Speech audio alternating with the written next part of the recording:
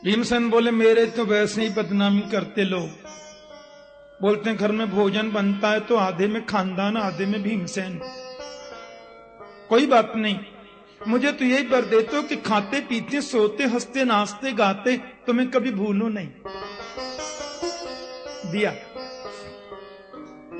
श्रीमान अर्जुन आप बोले मेरी तो एक ही प्रसिद्ध मांग है, शिष्यस्ते हम साधिमाम ताम प्रपन्नम, आप मेरे गुरु जी मैं आपका चेला, क्या मांगना है? नकुल सहदेव से कहा तुम भी कुछ कहो। केशव तीनों भाइयों की सेवा मिलती रहे और बार बार आपका दर्शन मिलता रहे, और क्या मांगे हम?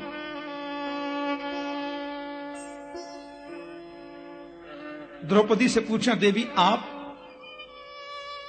द्रौपदी बोली मेरे तो सखा हैं आप, ये भाव कभी मेरे मन से निवृत्त न हो। आपने सखी कहा दुलार से, ये भाव बनाए रखना केशव। लेकिन क्रांति तो तब आई जब बारी सुभद्रा की। गोविंद ने सुभद्रा की ओर देखा, तुम भी कुछ कहो बहन। प्रभु की बहन है, जो मांगोगी सो देंगे। ब्रह्मा और शिव का पद भी मांगोगी तो निसंकोच भाव से दूंगा। त्रिलोकी का ऐश्वर्य भी चाहिए तो आज जरूर दूंगा, भुआ ने भगवान कहा है मुझे। द्रौपदी को लगा खास बहन है, पता नहीं क्या मांगे। माता कुंती को लगा मेरी छोटी बहू कोई संसार की वस्तु न मांग ले। वैसे जानते तो सभी हैं कि गोविंद की बहन है, यह गलती हो नहीं सकती। मांगो। सुभद्रा के सिर पे हाथ रख दिया, जो मांगेगी सो देंगे। सुभद्रा ने अपनी साड़ी का पल्लू ऐसे कर दिया, जो मांगूंगी दोगे, मांगना। कृष्ण त्वदीय पद पंकज पंजरान्ते अद्यैव मे विशतु मानस राजहंस। कृष्ण त्वदीय पद पंकज पंजरान्ते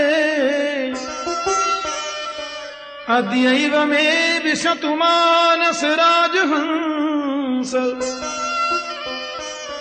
प्राण प्रयाण समये कफवात पित्तै कंठावरोधन विधौ स्मरणं कुतस्ते। बस यही वर दे दो गोविंद, मेरा मन रूपी राजहंस आप ही आज ही आपके चरणों में लग जाए। मेरा मन आपके चरणों के अलावा कहीं जावे ही नहीं।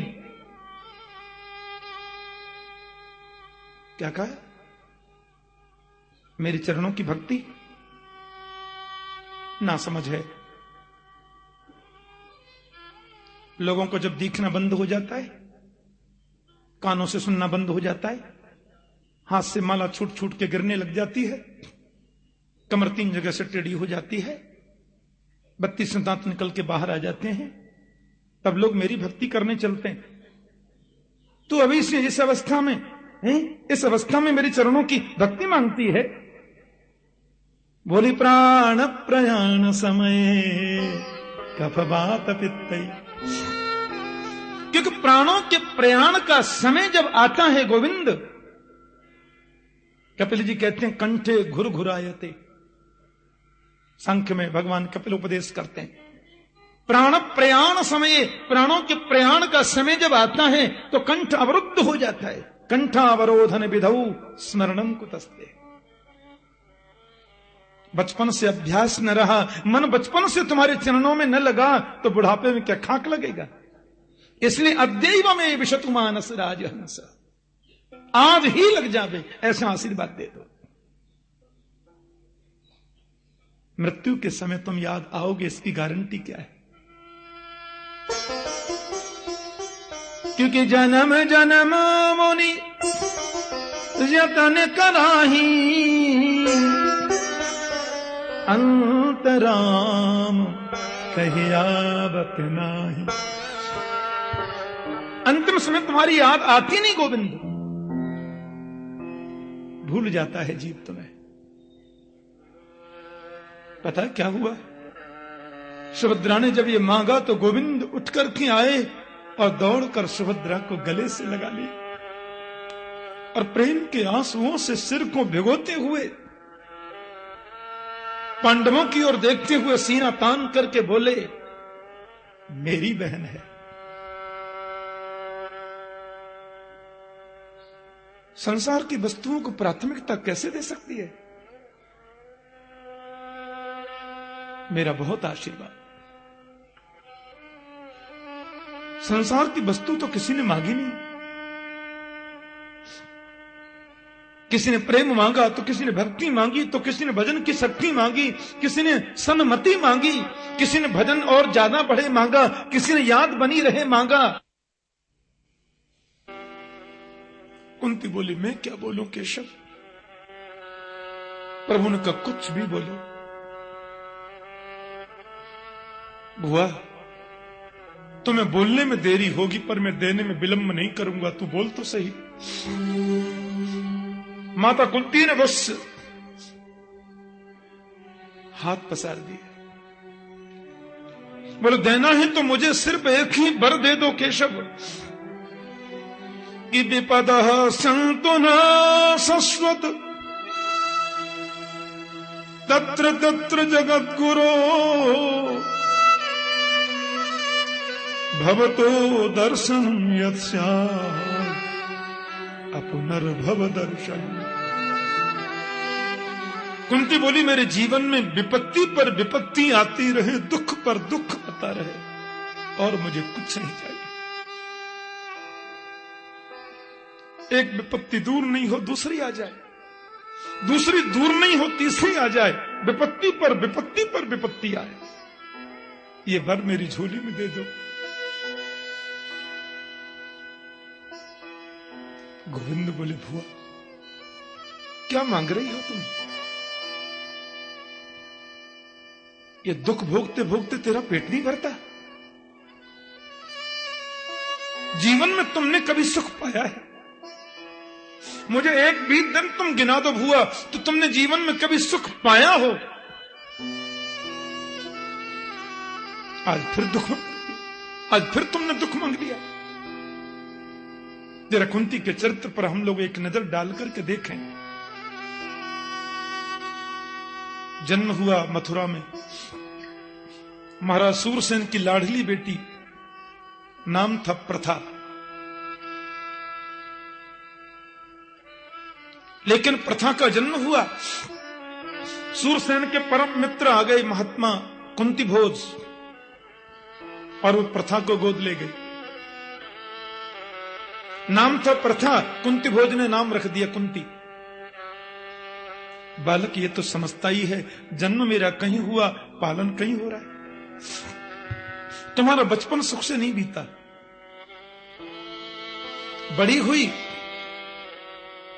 शादी हो गई कुंती माता की, तो पति मिला पीलिया का मरीज, जन्म से ही पीलिया का मरीज, महाराज पांडु। पांडु महाराज की दो पत्नी, बड़ी पत्नी कुंती, छोटी पत्नी माद्री। बचपन सुख में बीता नहीं, पति मिला तो पीलिया का मरीज। उस पति का भी कोई सुख नहीं, क्योंकि पति को भी शाप लगा है कि तुम सहवास की कामना से अपनी पत्नी के पास जाओगे तो तुम्हारी मौत हो जाएगी, मर जाओगे। एक नारी के लिए इससे बड़ा कष्ट और क्या होगा।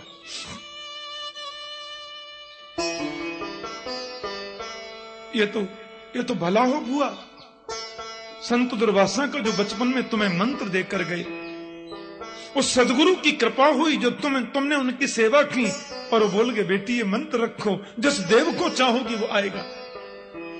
उस मंत्र की कृपा से 3 आपके, 2 माद्री के 5 पांडव हुए। तो हुआ पति भी तुम्हें मिला तो पीलिया का मरीज, उस पति का भी कोई सुख नहीं, और भर जवानी में उस पति की मौत हो गई।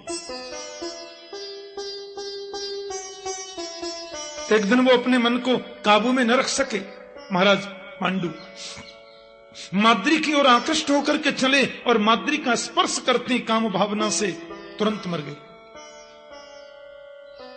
माद्री ने सोचा मेरी वजह से पति के, वो पति के संग सती हो गई, अपने दोनों बेटे कुंती को दे गई। पति भी मिला पी लिया का मरी, उस पति का भी सुख नहीं, उस पति की भी भर जवानी में मौत हो गई। एक भारत की विषम परिस्थितियों में पलने वाली विधवा नारी ऐसी परिस्थिति में अपने 5 पुत्रों का पालन कैसे कर सकती है, जिसके 5 पुत्रों को मारने के लिए गांधारी के 100 बेटा 24 घंटे तैयारी में रहते, सिवाय इसके कोई काम नहीं कि पांडवों को कैसे मारा जाए। कभी तेरे पुत्रों को जहर देके मारना चाहा, कभी लाक्षा भवन में जला करके मारने का षड्यंत्र किया, कभी भरी सभा में तेरी पुत्र वधू को अपमानित करने का प्रयास किया, निर्वस्त्र करके उसको अपमानित किया। 12 वर्ष का वनवास, 1 वर्ष का अज्ञातवास, उसमें भी हर तीसरे दिन कोई न कोई नाटक करने पहुंच जाते कौरव। पर हुआ तेरा आशीर्वाद, तेरे पुत्रों ने कभी धर्म को नहीं छोड़ा, धर्म के विपरीत कभी नहीं चले। उसका परिणाम क्या हुआ जानते हो? 13 वर्ष का वनवास भोगने के बाद पांडवों को विजयश्री मिली, युद्ध में कौरव मारे गए, ये तकलीफ ही थी। और आज तेरे बेटा युधिष्ठिर महाराज भारत के सम्राट बने, तुम राजमाता कहलाने की अधिकारिणी बनी, जीवन में तुमने कभी सुख पाया नहीं, और आज भरी सभा में तुमने मुझे भगवान कहा और मैंने तुमसे मांगने के लिए कहा, तो आज झोली पसार के तुमने फिर दुख मांग लिया। ये दुख भोगते भोगते तेरा पेट नहीं भरता। माता कुंती ने बहुत सुंदर बात कही, गोविंद जिस दुख में तुम्हारी याद आती है वो दुख नहीं, सबसे बड़ा सुख है। क्योंकि विपदो नैव विपदः संपदो नैव संपदा, विपद विस्मरणं विष्णु संपत नारायण स्मृति। वास्तव में तो विपत्ति को विपत्ति नहीं कहते, संपत्ति को संपत्ति भी नहीं कहते। सबसे बड़ी विपत्ति तो यही है कि जीव तुमको भूल जाए। विपद विस्मरणम विष्णु संपत नारायण स्मृति। हनुमान जी ने कहा सुंदरकांड में कि कह हनुमंत विपत्ति प्रभु सोई,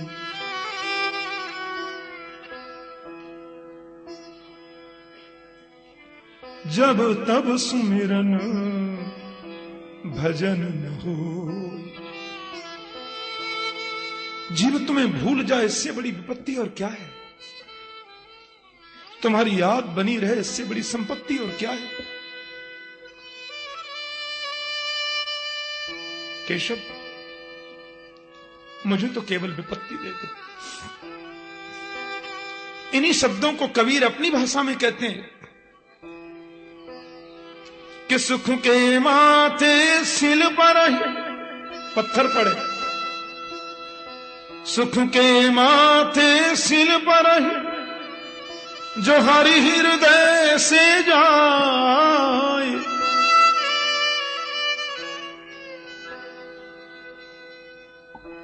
बलिहारी वहां दुख की जो पल पल नाम जपा। ऐसे सुख को लेकर के क्या करें, ऐसा वैभव ऐसा साम्राज्य लेकर भी क्या करें जो भगवान को भुला दे। बलिहारी व दुख की जो पल पल नाम जपाए, क्योंकि भवतो दर्शनम यत्स्यात् अपनर्भव दर्शनम। मैं कहां तक गिनाऊं, जब जब मेरे पुत्रों के जीवन में मेरे जीवन में संकट आया, पता नहीं तुम्हारी क्यों याद ज्यादा आई, और जब जब तुम्हारी याद आई तब तब तुमने दर्शन दे दिया। हे केशव, ऐसे दुख को तो मैं अपना सबसे बड़ा साथी मानती हूं।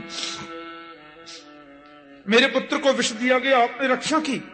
लाक्षय भवन में जलाने का प्रयास किया, आपने रक्षा की। और वन में जहां जहां संकट आए, जहां जहां विपत्तियां आई, आपने बचाया। मैं कहां तक गिनाऊं? अभी अभी आपने मेरी पौत्र वधू के गर्भ में प्रवेश करके मेरे प्रपौत्र को बचा लिया। तो आज गोविंद मेरे सामने जो खड़े हैं, वो उस दुख का ही तो फल है। और जो दुख मुरलीधर से मिला है, वो दुख नहीं है, वो तो सबसे बड़ा सुख है। प्रभु ने कुंती को प्रणाम करके कहा, नाम हुआ यह मैं बिल्कुल नहीं दे सकता।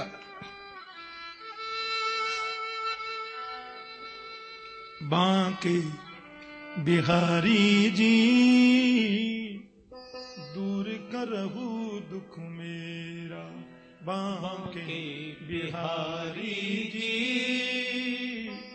दुख की परिभाषा बताएंगे। दुख मेरा अवध बिहारी जी दूर करहु दुख मेरा। अवध बिहारी जी दूर करो दुख मेरा। सुना है जो तेरे दर पे आवे, सुना है जो तेरे दर पे आवे, उसके सब दुखड़े मिट जावे। उसके सब दुखड़े मिट जावे। शरण तुम्हारी जी दूर करो दुख मेरा। शरण तुम्हारी जी दूर करो दुख मेरा। बांके बिहारी जी दूर करो दुख मेरा। ये बांके बिहारी जी दूर करो दुख मेरा। जन्म जन्म का मैं हूँ भटका, जन्म जन्म का मैं हूँ भटका। बेड़ा आज भंवर में अटका। बेड़ा आज भंवर में अटका। पार करो बनवारी जी दूर करो दुख मेरा। आओ बारी जी दूर करो दुख मेरा। मेरे बांके बिहारी जी दूर करो दुख मेरा। बांके बिहारी जी दूर करो दुख मेरा।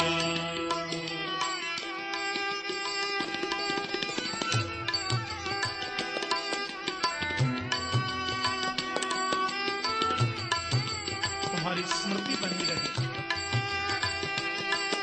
तुम्हारा विस्मरण ही सबसे बड़ा दुख है। और विस्मरण रूपी दुख को तुम ही दूर कर सकते हो, कौन करेगा?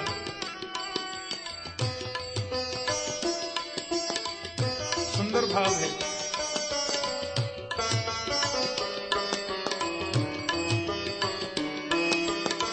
सबरी अहिल्या गणिका नारी। सबरी अहिल्या गणिका नारी। सब ही तुमने पार उतारी। सब ही तुमने पार उतारी। अब हमारी बारी जी दूर करो दुख मेरा। हमरे बारी जी दूर करो दुख मेरा। मेरे बांके बिहारी जी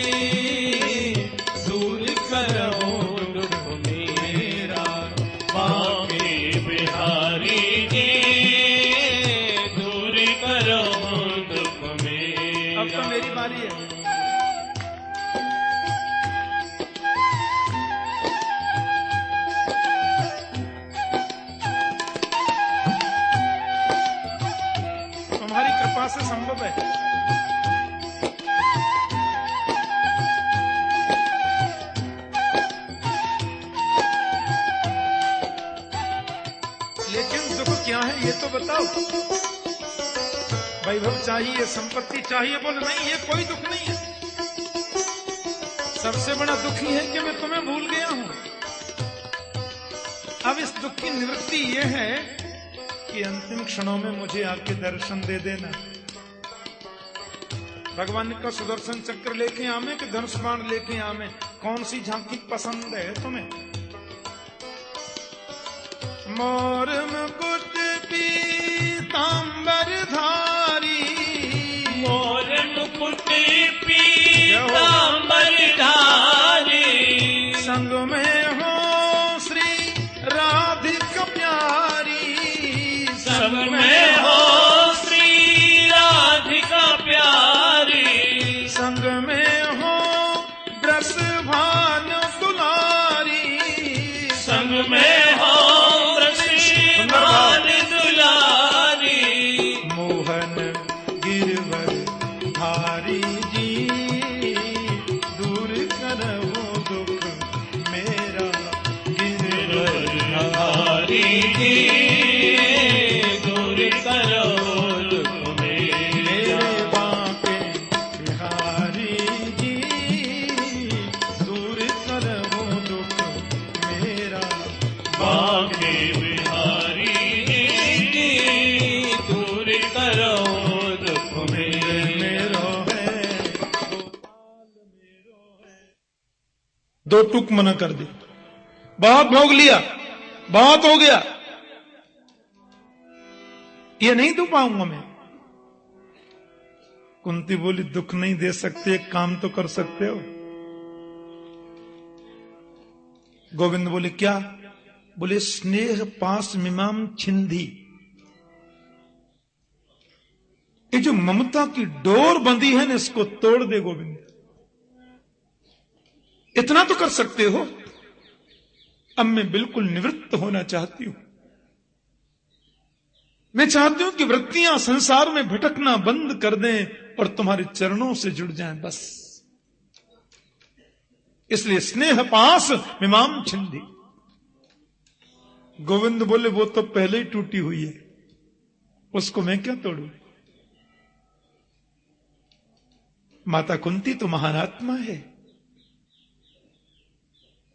प्रभु ने भक्ति का वचन दिया, उत्तरोत्तर तुम्हारी भक्ति बढ़े, और जहां भक्ति जाती है वहां गोविंद तो ऑटोमेटिक जाते।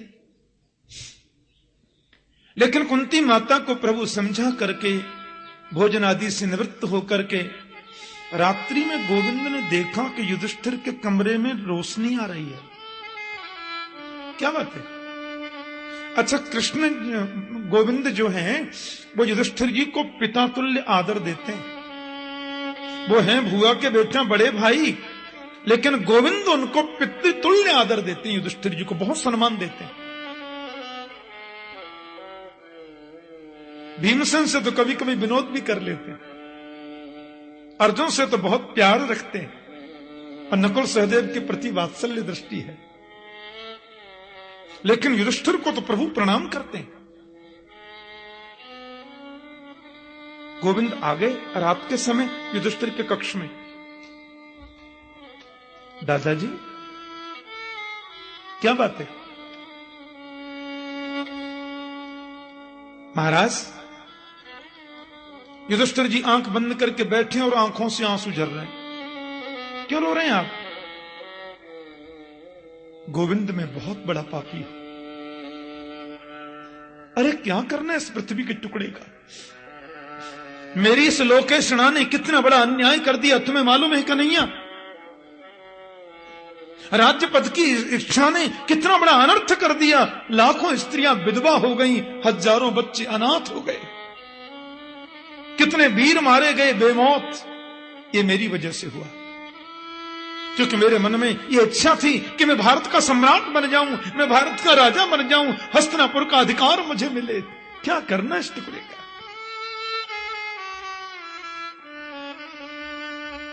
गोविंद बोले युद्ध के समय वो बिखर गया था, अब ये बिखर गया। और बिल्कुल जो उपदेश प्रभु ने युद्ध में अर्जुन को दिया वही युधिष्ठिर जी को दे रहे हैं। क्यों आप दुखी होते हैं? ना भुक्तम क्षीयते कर्म जन्म कोटि शतैरपि अवश्यमेव भोक्तव्यम कृतं कर्म शुभाशुभम। व्यक्ति जो करता है सो भोगता है। आपने मारा ये सोचते क्यों हैं? आपको तकलीफ मिली, आपके कर्म थे, उनको कष्ट मिला, उनका कर्म था, सबका फल सबने भोगा, बात खत्म। कर्म ही प्रधान है महाराज। कोई न काऊ सुख दुख करे दाता निज कृत कर्म भोग सुनिभ्राता। लक्ष्मण जी महाराज निषादराज गोह को उपदेश करते हैं। हाँ, जैसे गीता में अर्जुन विषाद योग है, ऐसे रामायण में निषाद विषाद योग है। लक्ष्मण जी ने समझाया, उनको बड़ा सुंदर उपदेश किया। कोई किसी को दुख नहीं देता, कोई किसी को सुख नहीं देता। निज कृत कर्म, ये कर्म जो है ना छाया की भांति हमारे साथ है। आप एक भी उदाहरण ऐसा नहीं दे सकते कि आदमी गया छाया साथ है ही नहीं, ऐसा कभी नहीं हो सकता। जहां हम जाएंगे कर्म छाया के रूप में हमारे साथ रहेंगे। और अवश्यम एवं भोक्तव्यम, भोगना पड़ेगा। कृतम कर्म शुभाशुभम, जिसने किया उसने भोगा। सुनो, रात बीत गई पूरी समझाते समझाते युधिष्ठिर की समझ में 1% भी नहीं आया। बोले क्यों? अर्जुन को जो समझाए थे वही बात टोटल यहां समझा दिए, उधर समझ में आ गई, इधर आती नहीं। क्यों? इसका एक बड़ा विचित्र कारण है। संतजन कहते हैं कि बताने वाले के प्रति जब तक आदर का भाव नहीं होगा, उसकी बताई बातों पर आप पर असर नहीं हो सकता, उस पर विश्वास भी नहीं हो सकता।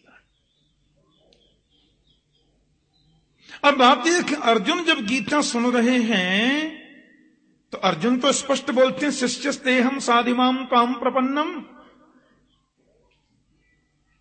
अर्जुन बड़े जिज्ञासु बनकर के पूछ रहे हैं और शिष्यत्व स्वीकार करते हैं। गुरु दृष्टि है गोविंद के प्रति। लेकिन युधिष्ठिर महाराज की नजर में तो कन्हैया नन्हा बालक है। इनकी आंखों पर चश्मा तो वात्सल्य का है। कर लो बात। ठीक है, वो ये भी मानते हैं, युधिष्ठिर जी ये जानते हैं कि भगवान है, वो ये भी जानते हैं कि साक्षात परब्रह्म है, पर गोविंद जब सामने आते हैं तो चश्मा वात्सल्य का लग जाता है। ओह मेरा गोपाल है। तभी तो जब भगवान द्वारिका जाने लगे, कथा आएगी आगे, तो युधिष्ठिर जी ने अर्जुन से कहा तुम इनके साथ में जाओ।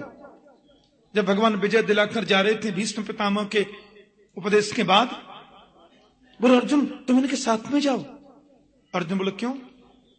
इनका सेनापति है, सेना भी है, मैं ही साथ क्यों जाऊं? युधिष्ठिर बोले जिद नहीं करते, जल्दी जाओ। बोले क्यों जाऊं? तुमको पता नहीं कितना महंगा कुंडल पहन रखा है, कितना महंगा हार, कितनी महंगी करधनी है, जंगल में चोर डाकू ने छुड़ा लिया तो? अर्जुन बोले कर लो बात। जिनकी कृपा से हमने कौरवों के सेना रूपी सागर को ऐसे पार कर लिया जैसे कोई गाय के बछड़े के खुर के गड्ढे को पार कर लेता है, उनके हार को कोई चोर छुड़ा सकता है? अरे नहीं, भील आते हैं बीच में, भीलों की नगरी है, साथ में जाओ और जंगल पार करा के आओ। इतना सब देखने के बाद भी युधिष्ठिर को गोविंदा भी बालक ही दिखाई देते हैं। वात्सल्य भाव, उनकी दृष्टि ऐसी।